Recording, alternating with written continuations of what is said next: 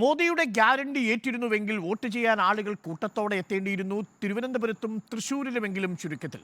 പക്ഷേ രണ്ടിടത്തും തിരുവനന്തപുരത്ത് ശരാശരി 6%, തൃശ്ശൂരിൽ 5%-ന്റെ വോട്ടിന്റെ കുറവ് കാണുന്നു. അപ്പോൾ മോദിയുടെ ഗ്യാരണ്ടിയെ ചുരുങ്ങിയത് കേരളത്തിലെ 20 ലോക്സഭാ മണ്ഡലങ്ങളിലെ വോട്ടർമാർ തള്ളി എന്നാണോ മനസ്സിലാക്കേണ്ടത് ഷാജി അഹമ്മദ്?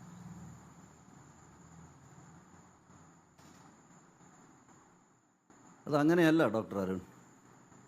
നമുക്കറിയാം, രാജ്യത്ത് തെരഞ്ഞെടുപ്പ് നടക്കുമ്പോൾ പ്രബുദ്ധരായ മലയാളികൾ ആ പ്രക്രിയയുടെ ഭാഗമാകാൻ വേണ്ടി എപ്പോഴും വലിയ താല്പര്യം കാണിച്ചിട്ടുള്ളവരാണ്. അതിനൊരു അപവാദം നേരത്തെ ഇവിടെ സൂചിപ്പിച്ചു. 980, അതുപോലെ തന്നെ 999 ഒക്കെ തന്നെ അതിനൊരു അപവാദമായി വളരെ വോട്ടിംഗ് നില താന്നിട്ടുണ്ട്, വോട്ടിംഗ് ശതമാനം താണിട്ടുണ്ട്.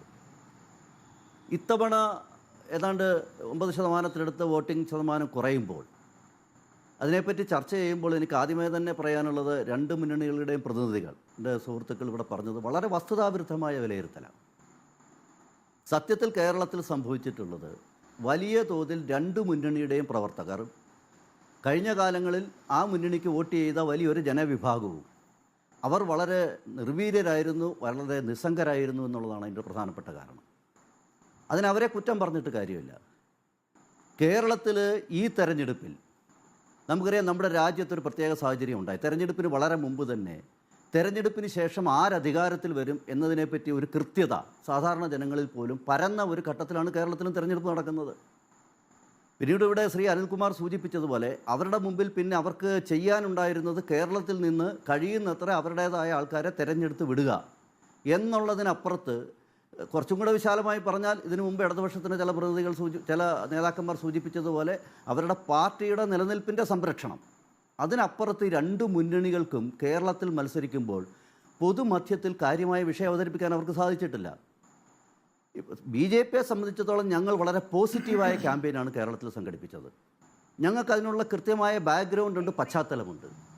രാജ്യത്ത് 10 വർഷം അധികാരത്തിലിരുന്ന നരേന്ദ്രമോദി ഗവൺമെൻറ്റിൻ്റെ നേട്ടങ്ങൾ ഒരു ഭാഗത്ത്, 2047 ആകുമ്പോഴത്തേക്കും രാജ്യം ചെന്നെത്താൻ ആഗ്രഹിക്കുന്ന, അല്ലെങ്കിൽ ഒരു അമൃതകാലത്തേക്കുള്ള രാജ്യത്തിൻ്റെ റോഡ് മാപ്പ്, ആ റോഡ് മാപ്പ് ജനങ്ങളുടെ മുമ്പിൽ വെച്ചിട്ടാണ് രാജ്യത്തും കേരളത്തും ഞങ്ങൾ മത്സരത്തിൽ രംഗത്തിറങ്ങിയത്. പക്ഷേ ഇടതുപക്ഷവും കോൺഗ്രസും കേരളത്തിൽ എന്താ ചെയ്തത്? അവർക്കൊരൊറ്റ ലക്ഷ്യം, ഒറ്റ ഫോക്കസ് എന്തായിരുന്നു? അവർ അവസാന ഘട്ടത്തിലെത്തി. താങ്കൾ സൂചിപ്പിച്ചു ശ്രീ രാഹുൽ ഗാന്ധിയും പിണറായി വിജയനും നടന്ന വാക്പോരുകളെ പറ്റിയിട്ടൊക്കെ. ഇന്ത്യ മുന്നണിയിലെ, കേരളത്തിന് പുറത്ത് ഒരുമിച്ച് നിന്ന് മത്സരിക്കുന്ന മുന്നണിയിലെ രണ്ട് ഘടകകക്ഷികൾ കേരളത്തിൽ നടത്തിയ ആ വാക്പോരുകൾ അതിൻ്റേതായ അർത്ഥത്തിൽ കേരളം ഉൾക്കൊണ്ടു എന്ന് ആർക്കും പറയാൻ സാധിച്ചില്ല. അതാണ് യാഥാർത്ഥ്യം. ആ കാപട്യം കേരളത്തിലെ ജനങ്ങൾ തിരിച്ചറിഞ്ഞിട്ടുണ്ട്.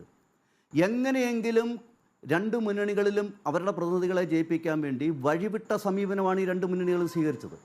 അതിൽ അവരുടെ പാർട്ടിയുടെ നേതാക്കന്മാർക്ക്, പാർട്ടിയുടെ അണികൾക്ക്, പാർട്ടിക്ക് കാലാകാലങ്ങളായി വോട്ട് ചെയ്ത ജനവിഭാഗത്തിന് അതിശക്തമായ എതിർപ്പുണ്ട്. നമ്മളൊന്ന് ആലോചിച്ച് നോക്കൂ, തെരഞ്ഞെടുപ്പിൻ്റെ ഒരു ഘട്ടത്തിൽ, അതിൻ്റെ തുടക്കത്തിൽ തന്നെ നമുക്കറിയാം, രണ്ട് മുന്നണികളും വളരെ മനഃപൂർവ്വമായി കേരളത്തിൽ ഒരു മതവിഭാഗത്തെ പ്രീണിപ്പിക്കാനുള്ളൊരു സമീപനം എടുത്തിട്ടുണ്ട്. അതിൻ്റെ അവസാന ഘട്ടം വരുമ്പോഴത്തേക്കും SDPയെയും PDP പോലെയുള്ള തീവ്രവാദ നിലപാടുള്ള സംഘടനകളെ കൂട്ടത്തിൽ കൂട്ടാൻ പോലും ഇവർ മടി കാണിച്ചിട്ടില്ല. ഇത് കാലാകാലങ്ങളായി ഇടതുപക്ഷത്തിനും കോൺഗ്രസിനും വോട്ട് ചെയ്യുന്ന അവരുടെ സാധാരണക്കാരായ പ്രവർത്തകർക്കും നേതാക്കന്മാർക്കും മുന്നണികളിലെ പ്രവർത്തകർക്കൊക്കെ ഇത് അവരെ സംബന്ധിച്ചോളം കടുത്ത തോതിലുള്ള നിരാശയാണ് ഉണ്ടാക്കിയിരിക്കുന്നത്. കോൺഗ്രസിൻ്റെ കൊടി പോലും വയനാട്ടിൽ ഉയർത്താൻ സാധിക്കാത്ത സാഹചര്യം ആ മുന്നണിയിലെ ഒരു ഘടകകക്ഷി ഉണ്ടാക്കിയിട്ടുണ്ടെങ്കിൽ, അത് സാധാരണക്കാരായ, കേരളത്തിൽ ഇന്നലെ വരെ വോട്ട് ചെയ്ത UDFൻ്റെ സാധാരണക്കാരായ പ്രവർത്തകർക്കും, അല്ലെങ്കിൽ വോട്ട് ചെയ്ത സാധാരണക്കാരായ ജനങ്ങൾക്കും അത് സഹിക്കാവുന്നതിലപ്പുറമാണെന്നുള്ള കാര്യത്തിൽ വല്ല സംശയം. ശരി, സമ്മതിച്ചു. പക്ഷേ അപ്പോഴും മോദി ഗ്യാരണ്ടിയിൽ വിശ്വസിച്ച് വോട്ട് ചെയ്യുമെന്ന് നിങ്ങൾ കരുതിയ വോട്ടർമാരെ നിങ്ങൾക്ക് ബൂത്തിലെത്തിക്കാൻ സാധിച്ചു? വലിയൊരു ആൾക്കൂട്ടം ഉണ്ടാവേണ്ടിയിരുന്ന ഇടങ്ങളിലെല്ലാം ഒഴിഞ്ഞ ഇടങ്ങളാണ്. 5% എന്ന് പറയുമ്പോൾ ഏറ്റവും നിർണായകമായ തിരുവനന്തപുരത്ത് 50,000-ഓളം വോട്ടർമാർ കുറഞ്ഞിരിക്കുന്നു കഴിഞ്ഞ തവണ വോട്ട് ചെയ്തതിൽ നിന്ന്.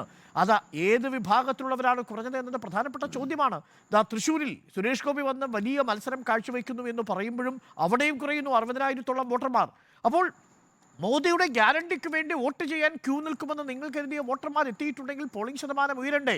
ഈ നിസ്സംഗത വോട്ടർമാരെ ഉള്ളത് എന്ത് ചെയ്താലും അവർ അധികാരത്തിൽ വരും, പിന്നെന്തിന് വോട്ട് ചെയ്യണം എന്നതാണെങ്കിൽ കഴിഞ്ഞ തവണത്തെയോ അല്ലെങ്കിൽ 2004-ലെയോ ഫലമായിരിക്കും ആവർത്തിക്കുക.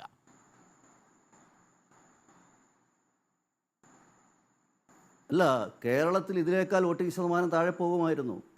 ശ്രീ നരേന്ദ്രമോദി ഇവിടെ NDA പരിപാടികളിൽ റാലികളിൽ ഉയർത്തിയ ആവേശമാണ്. ഞങ്ങളുടെ പ്രവർത്തകരും ഞങ്ങൾക്ക് കാലാകാലങ്ങളിൽ വോട്ട് ചെയ്തിട്ടുള്ളവരും വലിയ ആവേശത്തിലും ആത്മവിശ്വാസത്തിലുമാണ്. പക്ഷേ അപ്പോഴും ഷാജി രാഘവൻ നോക്കൂ, രാജസ്ഥാനിലെ ബെൻസ്വാറയിൽ നുഴഞ്ഞുകയറ്റക്കാരെന്നും പെറ്റുകൂട്ടുന്ന മനുഷ്യരെന്നും അവർക്ക് ഈ രാജ്യത്തിന്റെ സ്വത്ത് കോൺഗ്രസ് അധികാരത്തിൽ വന്നാൽ വീതിച്ചു കൊടുക്കുമെന്നുമെല്ലാം പച്ചക്കള്ളം പറയുന്ന നരേന്ദ്രമോദിയുടെ പ്രസംഗം കേട്ടിട്ട് ഇവിടുത്തെ വോട്ടർമാർ ക്യൂ നിന്ന് വീണ്ടും നരേന്ദ്രമോദിക്ക് വോട്ട് ചെയ്യുമെന്ന് ഷാജി രാഘവൻ കരുതുന്നുണ്ടോ? ലവ് ജിഹാദ് പോലുള്ള വിഷയങ്ങൾ ഉയർത്തിക്കൊണ്ട് വംശീയമായിട്ടുള്ള ഒരു വെറുപ്പ് പടർത്താൻ ശ്രമിച്ചാൽ BJP വോട്ട് ചെയ്യുമെന്ന് കരുതുന്നുണ്ടോ? അവർ വോട്ട് ചെയ്യാൻ വരുന്ന വാഹനത്തിലടിക്കുന്ന പെട്രോളിന്റെയും ഡീസലിന്റെയും വീട്ടിൽ ചായ കുടിച്ചിട്ട് വോട്ട് ചെയ്യാൻ വരുമ്പോൾ കത്തിക്കുന്ന ഗ്യാസിന്റെയും ഒക്കെ വില കണ്ടാൽ നിങ്ങൾക്ക് വോട്ട് ചെയ്യുമെന്ന് കരുതുന്നുണ്ടോ ഷാജി രാഘവൻ? തീർച്ചയായിട്ടും കേരളത്തിലെ ജനങ്ങൾ ഡോക്ടർ അരുൺ പറയുന്നത് പോലെ ചിന്തിക്കുന്നവരാണെന്ന് ഞങ്ങൾ കരുതുന്നില്ല. താങ്കളിപ്പോൾ പ്രധാനമന്ത്രി പറഞ്ഞ ചില കാര്യങ്ങൾ പറഞ്ഞു. എന്തേ താങ്കൾ കോൺഗ്രസ് രാജ്യത്ത് പുറത്തിറക്കിയ പ്രകടന പത്രികയെപ്പറ്റി സംസാരിച്ചില്ല? അതിനെപ്പറ്റി താങ്കൾ സംസാരിക്കാതെ പ്രധാനമന്ത്രി പറഞ്ഞ കാര്യങ്ങൾ എന്തുകൊണ്ട് പ്രധാനമന്ത്രിക്ക് തെരഞ്ഞെടുപ്പിൻ്റെ ഘട്ടത്തിൽ ഭരിക്കുന്ന മുന്നണിക്കെതിരായി നിൽക്കുന്ന മുന്നണിക്ക് നേതൃത്വം കൊടുക്കുന്ന ഒരു പാർട്ടി അല്ലെങ്കിൽ ആ മുന്നണി രാജ്യത്തിൻ്റെ മുമ്പിൽ വെച്ച ഒരു പ്രകടന പത്രികയുണ്ട്. ആ പ്രകടന പത്രികയിലെ ചില കാര്യങ്ങൾ ചൂണ്ടിക്കാണിച്ചുകൊണ്ട് ചില കാര്യങ്ങൾ പറയുക എന്നുള്ളത് തെരഞ്ഞെടുപ്പിൽ സാധാരണ നിലയിൽ നടക്കുന്ന കാര്യങ്ങളാണ്.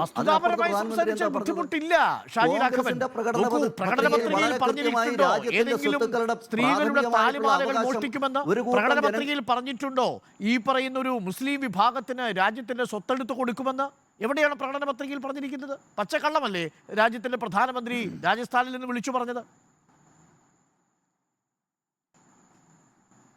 അല്ല, ഈ വിഷയം ഡോക്ടർ മൻമോഹൻ സിംഗ് ഒരു 10-12 വർഷം മുമ്പ് രാജ്യത്ത് പറഞ്ഞു. അതിനുശേഷം കോൺഗ്രസ് അജണ്ട മാറ്റിവെച്ചു. ഇന്ന് ഈ തെരഞ്ഞെടുപ്പിൻ്റെ ഒരു ഘട്ടത്തിൽ പ്രകടന പത്രിക തയ്യാറാക്കുമ്പോൾ ഞാൻ പറഞ്ഞല്ലോ, കേരളത്തിൽ ഇവരെടുക്കുന്ന ഒരു സമീപനമുണ്ട്. ഈ രണ്ട് മുന്നണികളും ഇതേ സമീപനം രാജ്യത്ത് കോൺഗ്രസ് എടുത്തു.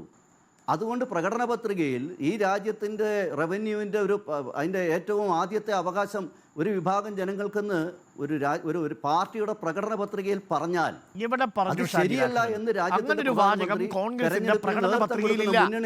പറയുന്ന കാര്യങ്ങളെല്ലാം സാമ്പത്തിക സർവേ വരുന്നു എന്നുള്ളതിനെ കുറിച്ചുള്ള വ്യാഖ്യാനമാണ്.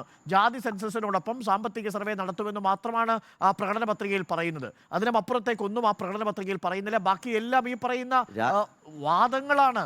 അതും ഈ മുസ്ലിം വിഭാഗത്തെയൊക്കെ വിശേഷിപ്പിക്കുന്ന പദപ്രയോഗം എന്താ? ഇൻഫിൽട്രേറ്റേഴ്സ്, നുഴഞ്ഞുകയറ്റക്കാര്, ഒപ്പം തന്നെ പെറ്റുകൂട്ടുന്ന വിഭാഗക്കാര്. ഇങ്ങനെയൊക്കെ വംശീയമായി സംസാരിക്കുന്ന ഒരു മുന്നണിക്ക് കേരളം വോട്ട് ചെയ്യാനുള്ള സാധ്യത കാണുന്നുണ്ടോ എന്നതായിരുന്നു എൻ്റെ ചോദ്യം. ഷാജി രാഘവൻ പറഞ്ഞതുപോലെ ബാക്കിയുള്ള വിഷയങ്ങളൊക്കെ അവിടെ നിൽക്കുന്നു. വികസനത്തിൻ്റെ റോഡ് മാപ്പിലേക്ക് വോട്ടർമാർ വന്നിട്ടുണ്ടോ എന്നതാണ് പ്രധാനപ്പെട്ട കാര്യം.